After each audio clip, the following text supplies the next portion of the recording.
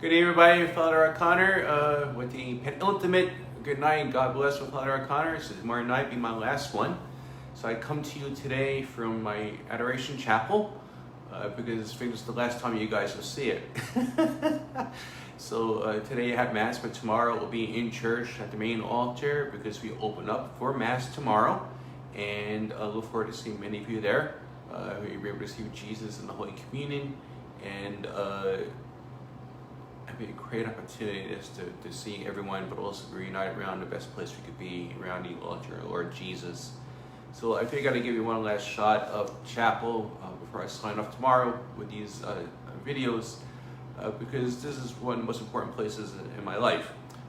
When I first built this chapel, when I first came here 6 years ago, when I first had to figure out what room was between this room and another room, I decided this room in particular because this is the middle room on the second floor where I live, but also it's the middle room of the entire house. So the idea would be that the Blessed Sacrament is in the center of the entire house, the center of the floor. And also the fact that it's very close to my own room gives me no excuse to stop in and say a prayer every once in a while, knowing that the Lord is very present here. When I was on pastor year many years ago at St. Athanasius in Bensonhurst, my supervisor then, the pastor, was Monsignor Fernando Ferrarese, and he had built a chapel in the rectory, and that's where I first got the idea from. And he said the reason why he wanted a Blessed Sacrament chapel in the rectory is that he wanted the true pastor of the parish to live inside the rectory. And that was something I never forgot. So that was like 25 years ago, 24 years ago. So I remember that. And so for me, each parish I've been at, we always had a Blessed Sacrament chapel. It was my second assignment, but we were connected to the church. But especially as pastor, my first decision was where did I put the Blessed Sacrament chapel? Because I need the Eucharist. I can't live without the Eucharist. I love the Eucharist, and the Eucharist is what gives me life. And I know for many of you, it's been a great travesty not to be able to partake of Jesus these last 3.5 months. Many of you be able to come to church, let's pray before the Eucharistic Lord. And now starting tomorrow, you'll be able to receive and get the Holy Communion.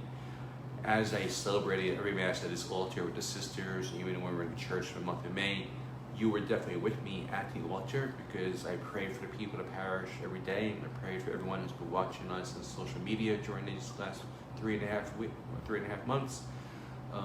So as we come back to Mass starting tomorrow, just stay close to the Lord. May your heart be really just enveloped in His love, and receive those sacraments with true joy.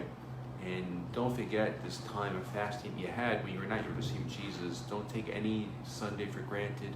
Don't take any Mass for granted. Really realize that the Mass is so remarkable because it's really where heaven and earth meet. Really believe that when we celebrate Mass, and it's just us that are present. See, when I say Mass by myself in this chapel and not by myself, because the Father, Son, and Holy Spirit with me, the Blessed Virgin Mary is with me, Saint Joseph with me, all the saints and angels are here, and all those who live with Jesus in heaven are with us every Mass. And it's one of the things I love about going to Mass because I know it's surrounded by a great company of people. So when you come to Mass tomorrow, know it's not just your parishioners in there. There are good people wearing not masks, and those are not the ones in the pews, the ones not wearing masks, but all the angels and saints who are with us tomorrow at Mass.